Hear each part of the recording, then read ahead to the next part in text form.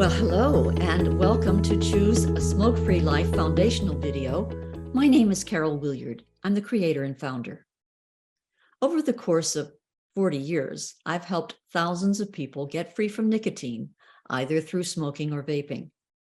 I'm endorsed by the medical profession, National Medical Organization, heads of hospitals. I'm endorsed by the recovery community. I've helped celebrities stop smoking and normal folk like you and me. But most important, I'm an ex-smoker. I smoked 2.5 packs a day by the time I stopped. I understand the need for immediate gratification.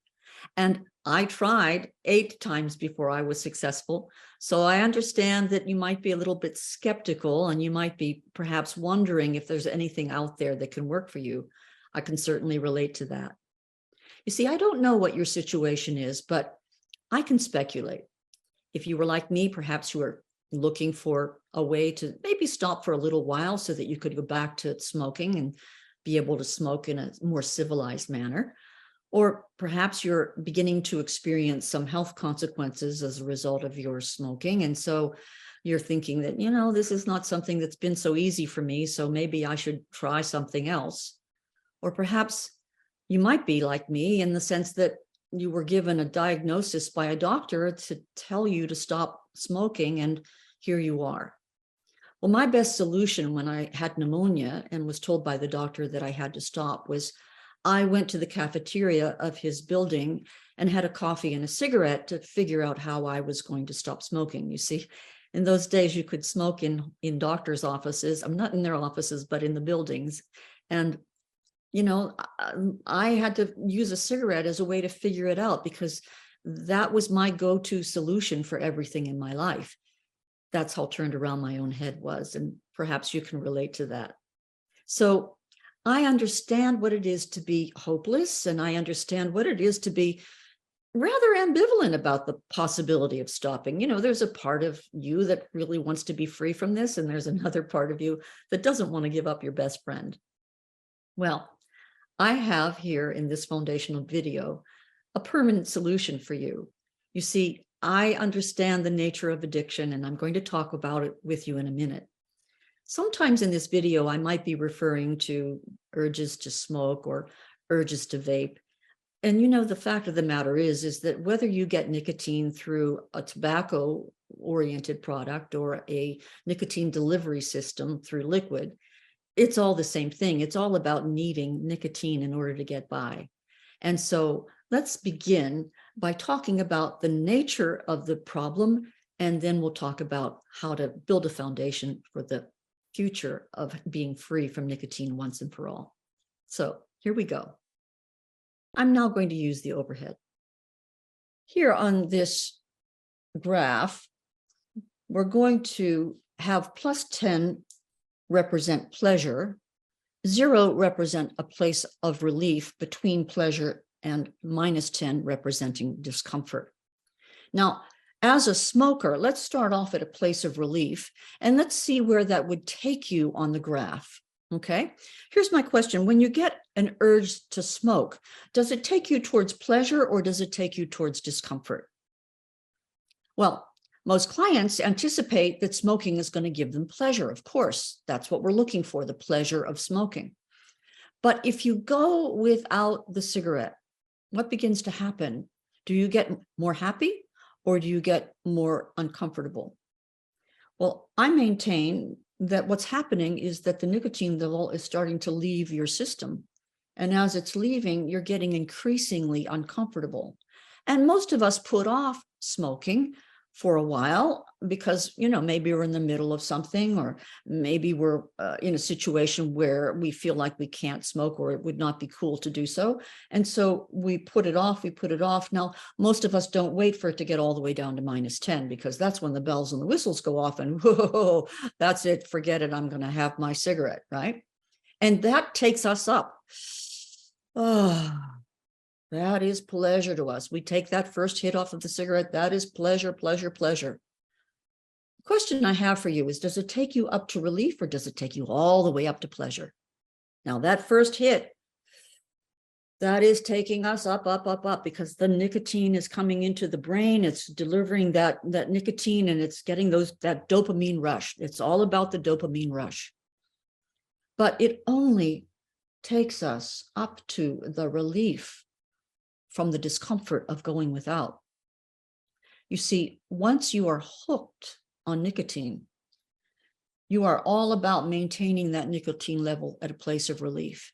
And when the nicotine starts leaving your system, it starts to get uncomfortable again. And so then we light up and it takes us back up, but it only takes us to relief. You see, what is pleasure to an addict is the relief from the discomfort of going without. And so actually, the nature of addiction is that it's a below the line experience. And actually, what's happening is that your body is starting to withdraw from nicotine. And every time you light up, you are ending that withdrawal by going for the relief. And so your picture of relief is a below the line experience. It's a sobering thought. You see, if you've been smoking for 10, 15, 20, 30, 40, 50 years, you've been withdrawing every day for that amount of time. And every day you end your withdrawal by lighting up and refusing to experience the discomfort of going without. So I understand the nature of addiction, and I'm here to help you find a permanent solution. Now, simultaneous to this addiction happening, we have this wall of denial that says, hey, it's not that bad. I don't smoke like my neighbor. Oh, if I smoke like my neighbor, then I'd really know that I need to stop. So, it's not that bad. I can do without. Well, have you done without? You see, what's happening is that your problem is increasing, and you are defending yourself against knowing it by making excuses for yourself. And that's what we do. You see, because we don't really want to know that we have a serious problem. Now, I like the disease concept that defines addiction.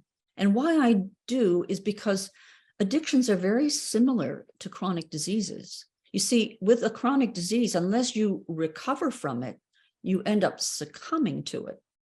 And that is the same thing about addiction. Unless we find a permanent solution through complete abstinence, then we will end up continuing to smoke or to vape if you are a vapor.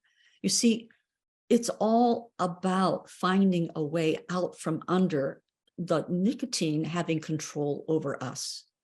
And the only way that you can have control over your problem is by abstaining from it permanently. Now, I know that's a tall order, and that's what I'm here to talk with you about. So I'm now going to define for you the two biggest obstacles that we face in the course of stopping. And so I'm going to use the overhead again.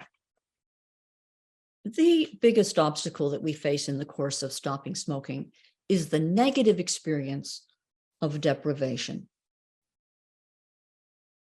Deprivation is that terrible place that we get to where it feels like I can't smoke and I have to stop. And what that experience begins to feel like is that we have no choice, because if I can't smoke and I have to stop, that means I have no choice. And if I have no choice, then I can only approach the problem from a place of being a victim. And so deprivation starts to feel like this. Here you are in jail, and you can't get to cigarettes. So if this was my method for helping you stop smoking, if I said, okay, it's time for you to get in jail, that's it, no more cigarettes for you, what would you start to experience? Well, you might start to feel anxiety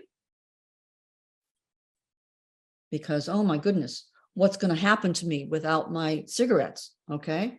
You might even feel angry with me because I've taken away your choice, right? So you might even feel rage. And you might feel like it's terribly unfair, which sure is going to look like that. You might start to feel self-pity. You might be obsessed with getting out of jail so that you can smoke. You might start to feel like, you're isolated because everybody else can smoke, but not you. So you can see that stopping smoking from a place of deprivation is a very, very negative experience. And yet, even though you haven't been put in jail, this is what stopping has looked like for you in the past. And so stopping begins to feel like it's a punishment. And who wants to feel punished? And so if stopping is a punishment, well, guess what? Then starting is the reward. And we are smart rats. We've all been taught to go for the reward. So this whole approach to stopping smoking will take you right back to smoking. So how are we going to get out from under the experience of deprivation? How are we going to avoid that so that we are no longer feeling deprived? Well, what's the opposite of I can't smoke, I have to stop, is guess what? I can smoke. And I don't have to stop. What? You have a choice? If I'm going to be stopping smoking, I have to stop. So I see that what you're having is a lot of yeah buts in your thinking. You see, I know you think I'm crazy. I know that you think that if I give you a choice, that you will make only negative choices. And you know what? You're right. Right now, you only know how to make negative choices. You don't know how to make positive choices. Otherwise, you wouldn't be sitting across from me. But the first thing I'm going to teach you is that you have the power of choice. You've lost it. I'm going to help you recover it so that you can learn to be the cause of whether you smoke or not, that you won't be in jail, that no one or nothing is going to be forcing you to stop smoking, because you will be coming from a place of freedom. And so in order to bring that home, I'm going to have you carry cigarettes in the course of stopping. Now, I know that you must think I'm crazy because I know that you don't have the power of choice any more than I did when I was stopping. But this is a process where I'm going to be teaching you to recognize when you're making negative choices so that you can begin to learn and see that you're making negative choices. And then you're going to be learning to make some positive choices. And then on the day that you stop, you will be making, hopefully, a commitment to permanently stop smoking. Now, I have introduced to you a concept that it's going to take a couple of days for you to wrap your head around. But this is the way you get free from nicotine, is by having a choice so that you are no longer the victim, but you are the cause of whether you smoke or not. I'm now going to talk with you about the second biggest obstacle that we face in the course of stopping, and that is the experience of repression or trying to get rid of your urges to smoke. You see, most of us are saying to ourselves, I don't want to smoke. Now, I want to make a distinction here. I no longer am having daily, even yearly urges to smoke at this point. You see, it's been many years. So I'm at a place where I can fairly say that I don't want to smoke. But there are times when I see nicotine or someone smoking and it thinks, oh, that's really appealing. But it doesn't mean that I have to. And so that's the difference between you and me. It no longer freaks me out if I get an urge to smoke. Whereas you are trying not to have urges to smoke because they scare you. You're afraid that you're going to give in to them, or you're afraid that they're going to overwhelm you. And I certainly understand that, because frankly, right now, the urges to smoke that you have are your enemy. They are not your friend. You're afraid of them. You're afraid of what they will do. And so you don't want to experience them. And so you're training yourself to run from them. Okay. But when you do that, the problem with repression is it doesn't work. Now, most products and most programs are going to teach you to repress your urges to smoke. They're going to teach you that when you get a desire to smoke in your head, and let's say above the line is conscious, and below the line is unconscious, you are stuffing your urges into your unconscious. And the act of smoking in itself is an act of repression. You are getting rid of your urge by satisfying it with nicotine. So now most programs are teaching you to replace your urges with replacements. Okay, this is the nicotine replacement therapy. Well, here's my question. How are you going to recover from nicotine if you're merely giving yourself nicotine in another form? Where is the recovery from that? You see, as long as you are getting nicotine, you are satisfying the need for nicotine. So you're not recovering from it because you're still getting it. And when you stop using the replacement, the urges for nicotine are going to come back. They don't blow over by themselves. And so what you will do is you will first resort to the replacement again, or you will just go right back to the original source, which is your cigarettes. Okay. Another way that programs or products teach you to get rid of your urges is through substitutions. Substitutions are for suckers. And why I say that is that when you are substituting something in place of the cigarette, you're simply transferring your dependency from one substance into another. So let's say you pop a chocolate every time you want to smoke. Well, that seems initially like that's a great idea. Hey, I get a desire to smoke, I'll just pop a chocolate. And oh, well, there's another urge to smoke. So, okay, then that means I need another chocolate. Well, what you can begin to see is that I'm starting to build a time bomb here. I'm starting to build a dependency that's going to come out in the form of hunger for the substitution. Now I'm developing a different addiction to the substitution. And that hunger is a false hunger. It's a craving hunger. It's not a normal hunger. It's a hunger like if I don't eat something, I'm going to kill someone. That's the problem with substitutions. You see, no amount of substitutions is going to really get rid of your dependency on nicotine. And so what happens is that you start to feel more and more uncomfortable in your body. You're gaining weight, you're eating more calories. And so you think to yourself, well, I'm still miserable. I might as well go back to smoking because here I am. Now I'm a fat smoker. Another way that programs teach you to repress your urges to smoke is through avoidances. And I'll put that up here. Okay. A lot of programs will teach you to run from your triggers. Hey, don't sit at the dinner table after you have a meal. Just get up, and because you're going to want to smoke after then. So just don't sit at the dinner table, or don't be with those friends that you smoke with, because if you smoke with them, you're going to want to smoke. So just avoid that. And before you know it, you can't live your life the way you always do because you're avoiding situations where you're triggered. Well, how are you going to do that?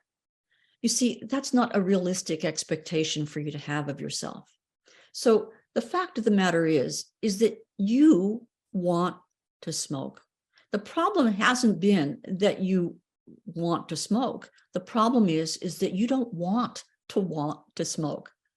Let me say that again. The problem isn't the fact that you want to smoke. The problem is the fact that you don't want to smoke. And why is that? Because your urges scare you. You don't know how to deal with them. And no program is teaching you how to deal with them. They're only teaching you to repress. Now, you have a built-in negative attitude towards your urges. That's been the problem. You are running from them. You are afraid of your urges to smoke because they're the enemy. But here's the fact. If you are somebody that smokes on a daily basis, you're not going to magically get rid of your urges after smoking for all the amount of time that you have. You're going to have urges to smoke. And so let's ride the horse in the direction it's going. Let's recognize, you know what? I'm going to want to smoke.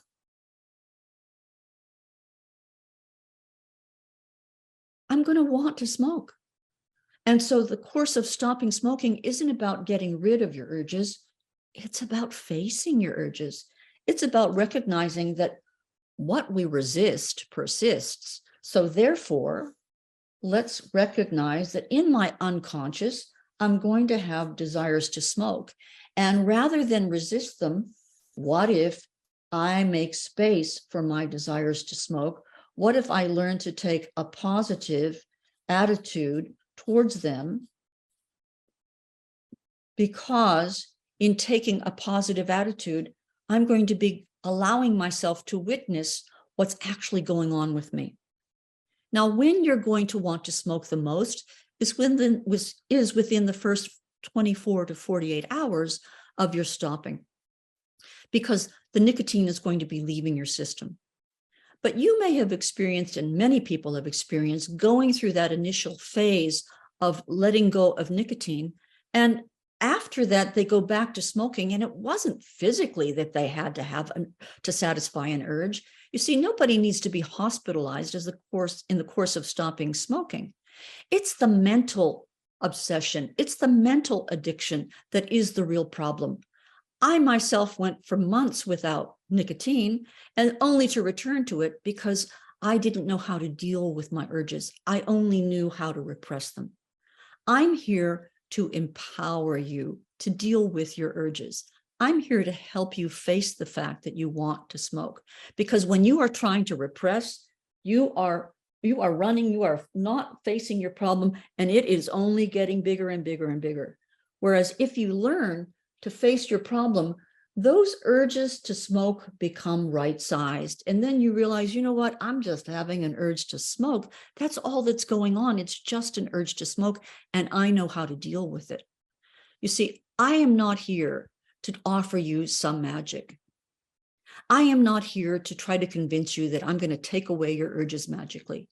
I'm going to help you deal with your problem squarely. I'm going to help you face the fact that you're somebody that wants to smoke, because when you want to smoke, that doesn't mean that you have to. Right now, that is out of the question for you. When you get an urge, you only know how to satisfy it. I'm going to teach you that it's okay to have urges to smoke and make positive choices. That's what this 5-day training is all about. So in stage 1, you will be going through the process of letting go of nicotine. In stage 2, I'm going to offer you 90 days of follow-up. Why 90 days? Because it takes about 90 days for the dendrites in your brain to learn how to create new pathways. You see, we want a permanent solution, and the permanent solution needs to go up here, because primarily your dependency on nicotine is the way in which you think about how you need it. And so that is what this training is all about. I hope this makes sense to you. I hope that you are looking for a permanent solution. And if this doesn't feel like it's right for you, I release you to all of those well-meaning people who are trying to convince you that they can take away your urges. But if you can do it that way, more power to you. I am helping you, though, stay grounded in reality so that you will always know that it's okay to have urges and it's okay to make positive choices. I sincerely hope that you will try this. I really urge you to do so. And I would really like to meet you on the other side after you've stopped. In any event, all the best to you. And thank you for your time.